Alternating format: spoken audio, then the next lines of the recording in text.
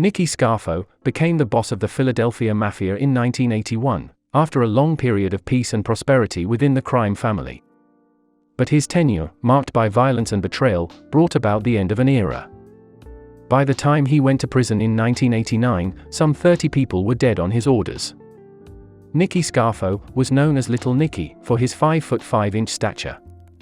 But he more than made up for it with his violent temper. Scarfo was so ruthless that he was once said to have laughed with joyous excitement while watching his soldiers tie up the body of an associate he'd ordered killed for insulting him and underestimating his power. It soon became too much for his captains, who feared his unpredictability and slowly began informing on the family. The final blow came when his own nephew, Philip Leonetti, who'd been at his side for a quarter century, turned on him to avoid a 45-year prison sentence in 1988. And when Nicky Scarfo was sentenced to 55 years in 1989, he became the first mob boss in American history to have been personally convicted of murder, and brought an end to the entire organization. Before Nicky Scarfo could become the head of the Philadelphia crime family, there first had to be a power vacuum. It began on the evening of March 21, 1980. An unknown gunman shot the boss of the Philadelphia crime family, Angelo Bruno, through the passenger window of his car as he sat outside his South Philadelphia home. Known as the Gentle Don, Bruno had held things together in Philadelphia and South Jersey with decorum and mutual respect. But the murder of the boss effectively ended peace within the Philadelphia underworld and ushered in a new era of bloodshed. Bruno's advisor, Antonio Caponigro, was summoned to a meeting with the New York Commission. Caponigro thought he had the okay to initiate Bruno's murder from Genovese Street boss Frank Thierry, who allegedly told him to finish the job. But now, in front of the commission, Thierry denied any such conversation had taken place. Thierry and Genovese boss, Vincent Gigonti, had double-crossed Caponigro. Gigonti sat on the commission, and Thierry had long coveted Caponigro's profitable Newark bookmaking operation. Bruno's murder was a violation, neither sanctioned nor even remotely considered by the commission. On April 18, 1980, Caponigro's body was found battered and naked in the trunk of a car in the Bronx, with dollar bills stuffed into his mouth, mafia symbology for greed. Then, Phil Testa became the new boss. Almost a year later, Testa was blown to death by a nail bomb planted under the porch of his house. The traitors were dealt with. Nicky Scarfo presented himself for the top job, gaining the commission's endorsement as the new boss of Philadelphia. His bloodthirsty reign had begun. Born on March 8, 1929, in Brooklyn, New York, to Southern Italian immigrants, Nick Scarfo moved to South Philadelphia when he was 12. After failing to find success as a boxer, 25-year-old Nick Scarfo was formally inducted into Philadelphia's Cosa Nostra in 1954. By then, he had developed a reputation as a dependable earner and an efficient killer. He'd been schooled in the mafia life by his uncle and trained to kill by one of the family's feared hitmen. Then, on May 25, 1963, Scarfo strolled into the Oregon Diner in South Philadelphia, taking exception to someone sitting in his preferred booth. According to reports, an argument started. Then, Scarfo grabbed a butter knife and stabbed him to death. Scarfo pleaded guilty to manslaughter and served a 10-month prison sentence. He returned to the streets of South Philadelphia to unwelcome news. Angelo Bruno was extremely displeased with him. As punishment, Bruno banished him to the backwater of Atlantic City. The once thriving resort town was past its glory days. Economically depressed, it had long gone to seed.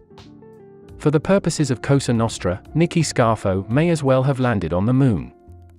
Scraping out a living with a bookmaking operation, Scarfo lived in the small apartment building at South Georgia Avenue in the Italian area of Ducktown.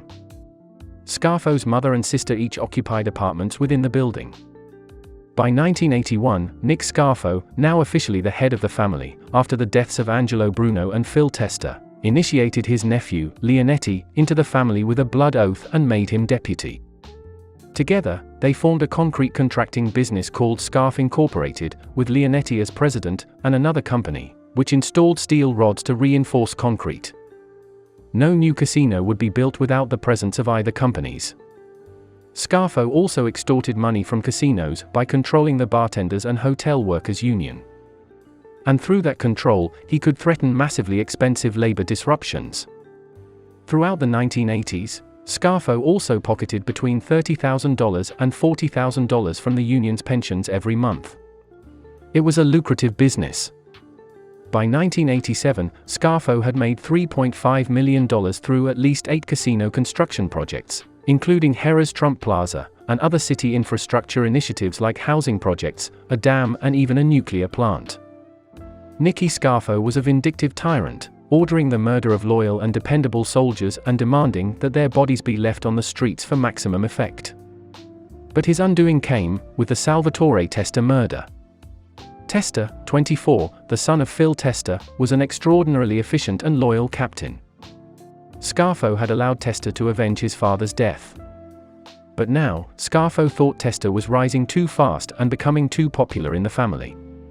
The paranoid Scarfo believed Testa would make a move against him.